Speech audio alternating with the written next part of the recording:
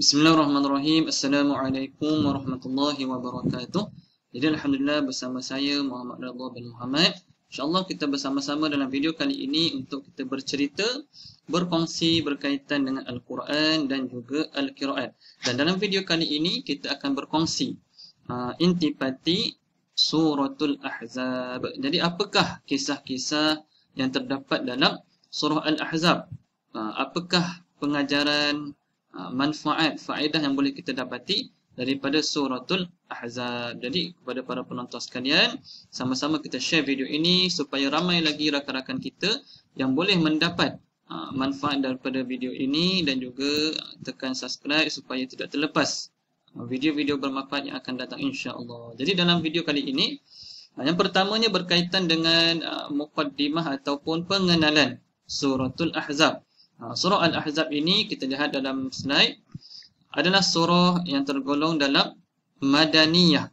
Madaniyah ni bermaksud surah yang diturunkan selepas berlakunya peristiwa hijrah Rasulullah SAW ke Madinah. Kalau Suratul Ahzab ni mungkin ramai tahu. Al-Ahzab maksud dia kat sini peperangan Al-Ahzab. Apa Al-Ahzab ini? Adalah golongan-golongan yang bersekutu. Nanti kita akan jelaskan. Jadi Suratul Ahzab ada kaitan dengan peperangan Ahzab. Jadi surah ini adalah surah Madaniyah, yang mana ia berlaku pada ketika itu perang Ahzab. Umat Islam dalam satu peperangan bersama dengan kaum musyrikin, mereka menjaga Madinah pada ketika itu, nak berlawan dengan, bertempur dengan kaum musyrikin. Jadi surah Madaniyah lah yang diturunkan selepas hijrah Rasulullah SAW ke Madinah. Kemudian surah ini berada pada juzuk yang ke-21. Di hujung-hujung 21 ada Suratul Ahzab. Kemudian masuk awal juzuk 22 dan merupakan surah yang ke-33 mengikut turutan dalam tertib Al-Quran. Dan surah ini, Suratul Ahzab, mempunyai 73 ayat. Dia tidaklah berapa panjang, tetapi banyak pengajaran yang boleh kita ambil daripada Suratul Ahzab ini. Okey.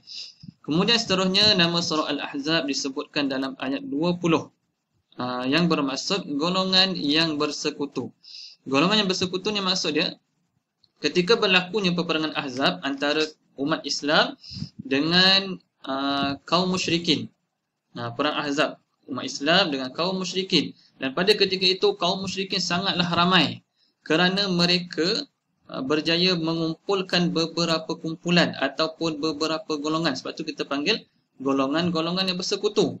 Maknanya kaum musyrikin dikumpulkan daripada bani ni, banyak bani kumpul memerangi umat Islam. Jadi mereka ramai, yang mana menyebabkan pada ketika itu sebahagian umat Islam berasa khawatir dan cemaslah dalam peperangan Al-Ahzab ini. Dan juga kita boleh tahu, biasa kita dengar peperangan Ahzab ini juga diberi nama dengan peperangan Khandaq, iaitu yang digali parit pada ketika itulah. Nanti kita akan ceritakan. Kemudian surah Al-Ahzab ini diturunkan selepas peperangan Ahzab. Peperangan Ahzab, perang Khandaq, sekitar Syawal tahun ke-5 Hijrah. Ini yang kita ceritakan tadi. Surah ini diturunkan selepas hijrah, dan kita dapat lihat ia berlaku pada tahun ke-5 Hijrah. Dan dalam surah ini kita dapat ambil pengajaran yang mana ia merupakan ujian ketaatan yang paling berat, kerana medan peperangan adalah pilihan antara hidup dan mati sahaja. Jadi kalau kita nak pergi perang ni, tuan-tuan dan puan-puan, para penonton sekalian, adakah kita berani? Kita nak menyahut cabaran ni, Rasulullah ajak kita pergi berperang, adakah kita berani? Jadi pilihan dia mati ke hidup je perang ni. Kita tak boleh lari. Bila kita telah disuruh untuk menghadirkan diri bersama Rasulullah dalam peperangan, kita tidak dibenarkan untuk berpatah balik ataupun melarikan diri. Jadi sama ada kita mati syahid ataupun hidup, kita balik itu dalam keadaan yang hidup. Itu dua sahaja pilihan. Jadi ini adalah ujian ketaatan, adakah kita mampu bertahan bersama-sama dalam peperangan, ataupun kita berlari ketakutan balik ke rumah masing-masing. Jadi ini adalah ujian ketaatan kepada umat Islam pada ketika itu. Okey. Kerana kita nak ceritakan juga dalam perang Ahzab ini ada sebahagian munafik yang lari. Lari balik pulang ke rumah. Mereka ni orang munafik memang takutlah nak berperang. Jadi kita pun tak tahulah adakah kita berani ke tidak. Jadi ini yang kita kata ujian ketaatan, ya. Seterusnya kita lihat kepada pengisian dalam surah Al-Ahzab ini. Ada beberapa isi yang kita akan ceritakan.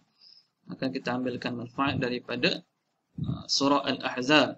Yang pertamanya adalah daripada ayat 4 hingga 6 menceritakan berkaitan dengan anak angkat. Anak angkat dan juga Nabi SAW adalah yang paling utama dalam kehidupan kita. Yang pertama kita lihat nasab anak angkat. Jadi anak angkat ni kalau kita lihat dalam ayat 4 ada cerita, dalam ayat yang kelima pun ada cerita berkaitan dengan anak angkat. Yang mana pada ketika itu antara sebab nuzul ataupun asbabun nuzul, sebab turun ayat saya bacakan, saya ambil daripada kitab asbabun nuzul. Ayat yang kelima antaranya sebab diturunkan ayat ini adalah Al-Bukhari meriwayatkan daripada Ibnu Umar, dia berkata, kami selalu memanggil Zaid bin Harisah. Zaid bin Harisah ni adalah anak angkat, anak lelaki angkat kepada Rasulullah SAW. Jadi mereka memanggil, pada sahabat memanggil Zaid bin Harisah ini dipanggil dengan Zaid bin Muhammad.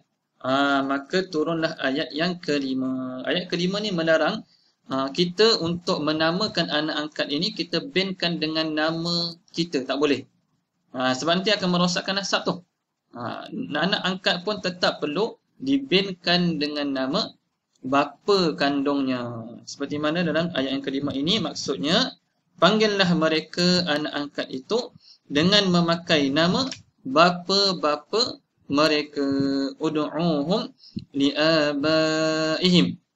Panggillah mereka dengan memakai nama ayah-ayah mereka. Huwa aqsatu indallah, dan seterusnya lah. Jadi kita kena binkan dengan ayah kandung masing-masing untuk kita menjaga nasab umat Islam ini. Kemudian dalam ayat yang ke-6, ayat yang ke-6 ada menceritakan berkaitan dengan Nabi Muhammad SAW adalah insan yang paling utama dalam kehidupan kita. Apa ayat dia? An-nabiyyu awla bil mu'minina min anfusihim. Jadi kita kena tahulah, kita kena utamakan Rasulullah SAW dalam kehidupan kita. Apabila kita melakukan suatu perkara, kita letakkan Nabi yang paling di hadapan, paling utama. Begitu juga dengan isteri-isteri Nabi. Sambungan ayat tadi, wa azwajuhu ummahatuhum, yang bermaksud dan isteri-isteri Nabi adalah ibu-ibu orang-orang yang beriman. Jadi sebab tu kita panggil Ummul Mukminin. Ibu orang-orang yang beriman, orang-orang Islam. Jadi kat sini kita kata bila kita melakukan suatu perkara, kita kena letakkan Nabi Muhammad SAW adalah yang paling tinggi, adalah yang paling utama. Okey, itu ayat 4 hingga 6. Kemudian seterusnya kita lihat ayat yang ke-9 hingga 27. Dalam ayat ini menceritakan detik-detik peperangan Ahzab ataupun perang Khandaq tadi. Dalam ayat 9 hingga ayat 27. Antaranya dalam ayat ke-9 yang mana diceritakan dibantu umat Islam ini, Allah memberikan bantuan kepada mereka. Sebab saya dah sebutkan di awal tadi, mereka bilangan umat Islam ini hanyalah sedikit jika hendak dibandingkan dengan bilangan kaum musyrikin yang mana pada ketika itu mereka beramai-ramai berkumpul, bersekutu nak menyerang umat Islam. Jadi dalam ayat ke-9 yang bermaksud, wahai orang-orang yang beriman, ingatlah akan nikmat Allah yang telah dikurniakan kepadamu ketika bala tentera datang kepadamu. Lalu kami kirimkan kepada mereka angin taufan dan bala tentera yang tidak dapat dilihat olehmu. Allah Maha melihat apa yang kamu kerjakan. Jadi dalam ayat ini dirakamkan berkaitan dengan pertolongan Allah, bantuan Allah dalam perang Ahzab. Jadi kalau kita lihat dalam kisah-kisah perang sebelum ini juga, Allah membantu kaum muslimin. Jadi janganlah kita merasa ketakutan apabila kita melakukan sesuatu perkara yang mana bertepatan dengan syariat, yang mana berada dalam landasan kebenaran, maka pasti Allah akan membantu kita. Okey. Kemudian boleh baca panjanglah dalam ayat 9 hingga 27, ada panjang kisahnya berkaitan dengan perang Ahzab. Yang mana dalam perang Ahzab ni saya ceritakan sedikit, yang mana saya ambil daripada kitab Sirah Nabawiyah. Yang mana pada ketika itu mungkin kita biasa dengar perang Ahzab ini digali parit. Digali parit. Sebabnya mereka dikepung. Madinah dikepung, umat Islam dikepung, maka Nabi bersama dengan para sahabat berbincang. Berbincang nak tanya apa strategi yang paling sesuai. Kita nak buat macam mana ni strategi kita ni. Jadi pada ketika itu telah dicadangkan oleh Salman Al-Farisi, iaitu orang keturunan Parsi. Al-Farisi, Salman Al-Farisi. Jadi Salman Al-Farisi mencadangkan, beliau berkata pada ketika itu, wahai Rasulullah, semasa kami berada di bumi Parsi, tatkala kami dikepung, maka kami akan menggali parit. Jadi pada ketika itu kaum Arab yang tidak mengetahui strategi yang baru ini, mereka bersetuju dengan cadangan daripada Salman Al-Farisi, maka mereka menggali parit. Menggali parit bertepatan dengan keputusan mesyuarat tadi. Jadi Nabi mengikutlah keputusan mesyuarat yang mana dicadangkan tadi oleh Salman Al-Farisi. Jadi pada ketika itu Nabi dan para sahabat sama-sama menggali parit. Gali parit. Kemudian sampailah mereka sangat kelaparan. Gali parit ni bukan kerja yang mudah. Kalau kita nak gali kubur pun kita dah penat dah. Gali parit sehinggalah mereka mengadu kelaparan, kepanasan. Kemudian mereka melapik badan mereka dengan batu. Melapik badan mereka dengan batu. Ini biasa kita dengar. Disebut juga dalam kitab Sirah Nabawiyah. Dan juga Rasulullah SAW sendiri melapik perutnya dengan 2 biji batu. Sahabat lapik 1. Nabi sendiri lapik dengan 2 biji batu. Nak menyatakan kat situ betapa Nabi juga menanggung kelaparan, kepanasan dalam progres nak menggali parit itu. Jadi pada akhirnya Allah membantu mereka lah, orang-orang Islam dalam peperangan Ahzab. Yang mana dalam ketika itu juga dapat dilihat orang-orang munafik meminta izin untuk lari balik ke rumah kerana ketakutan. Mereka memberikan alasan, pelbagai alasan kepada Rasulullah SAW. Jadi boleh baca kisah berkaitan dengan perang Ahzab ini. Okey, seterusnya yang ketiga kita lihat apakah intipatinya.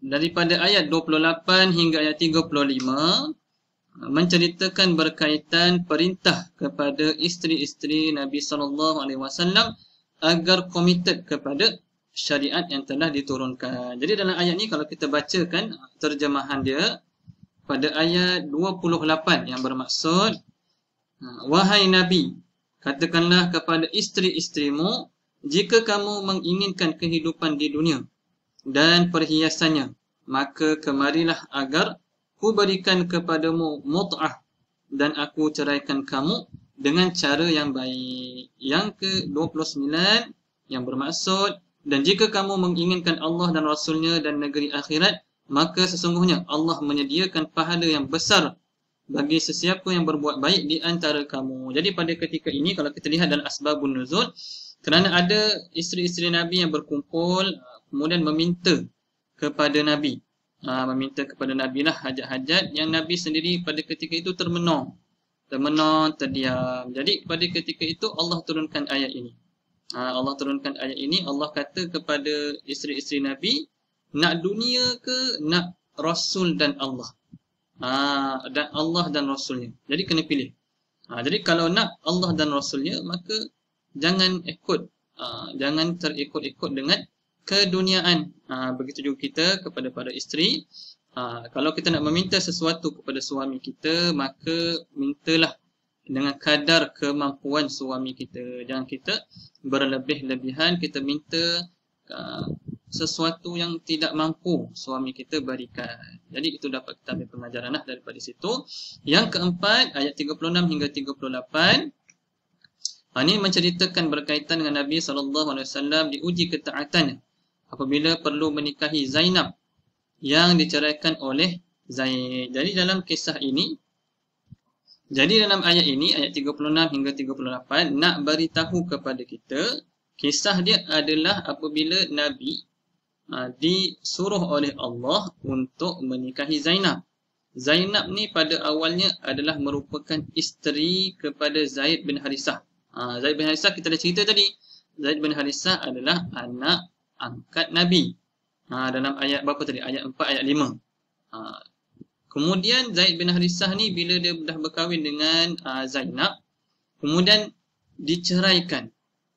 Diceraikan habis tempoh iddah, Allah suruh Nabi kahwin dengan Zainab. Jadi pada ketika itu Nabi berasa ragu-ragulah berkahwin dengan Zainab yang merupakan bekas isteri anak angkatnya.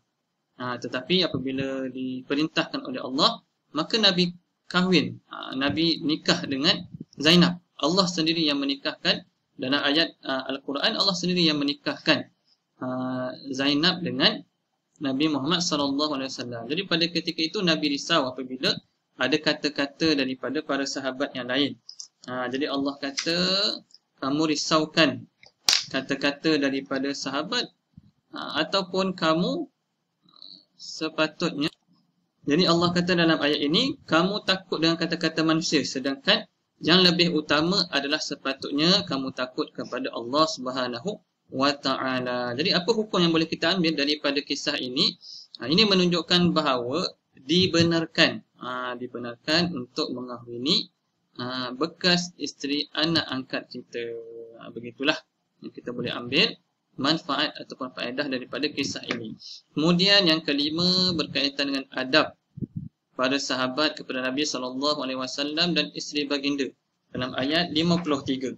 Jadi dalam ayat ini panjang. Ayat 53, yang mana menceritakan berkaitan dengan sebahagian sahabat. Sebahagian sahabat yang mana mereka datang ke rumah Nabi Muhammad SAW, kemudian mereka makan, mereka mengambil masa yang lama tak keluar-keluar. Nabi dah bagi isyarat dah, Nabi dah tunjuk isyarat pun mereka tak keluar juga. Maknanya Nabi tak halau lah. Nabi seorang yang baik hati, yang mulia. Nabi tak halau, Nabi buat isyarat pun mereka tak keluar. Nabi dah tunjukkan, Nabi dah keluar rumah pun mereka tak keluar juga. Mereka makan, mereka berborak lama dalam rumah tu. Jadi Allah turunkan ayat ini. Allah kata sebagai adab kepada Nabi yang merupakan Rasulullah SAW. Jadi kita kena ada batasan lah dengan Nabi kita. Begitu juga dengan isteri Rasulullah SAW juga perlu dijaga adab, kena ada tirai dan sebagainya lah. Jadi boleh baca pada ayat yang ke-53, adab sahabat kepada Nabi dan juga para isteri baginda. Dan yang terakhir kita lihat pada ayat 59, yang mana adalah merupakan perintah menutup aurat. Jadi ini semua kita fahamlah berkaitan dengan ayat 59 ni, memang semua orang perlu menutup aurat. Jadi apa maksud daripada ayat ini? Bismillahirrahmanirrahim. Ayat 59 yang bermaksud, wahai Nabi, katakanlah kepada isteri-isterimu, anak-anak perempuanmu dan isteri-isteri orang yang beriman, hendaklah mereka menutup jilbabnya ke seluruh tubuh mereka. Maksudnya menutup aurat lah, menutup aurat kita. Yang demikian itu agar mereka lebih mudah untuk dikenali sehingga mereka tidak diganggu. Jadi ini adalah perintah Allah kepada orang-orang perempuan, kaum wanita, supaya kita menutup aurat seperti mana yang Allah sebut tadi, supaya kita tidak diganggu. Okey. Jadi kat sini kita dapat mengambil beberapa manfaat dan juga pengajaran daripada suratul Ahzab. Sebahagiannya yang mampu kita ceritakan, kita tak mampu nak ceritakan keseluruhannya sekali. Jadi mudah-mudahan kita mendapat manfaat daripada surah Al-Ahzab. Setakat itu saja perkongsian saya dalam video kali ini. Yang baik datang daripada Allah Subhanahu Wa Taala, yang kurang datang daripada diri saya sendiri. Assalamualaikum warahmatullahi wabarakatuh.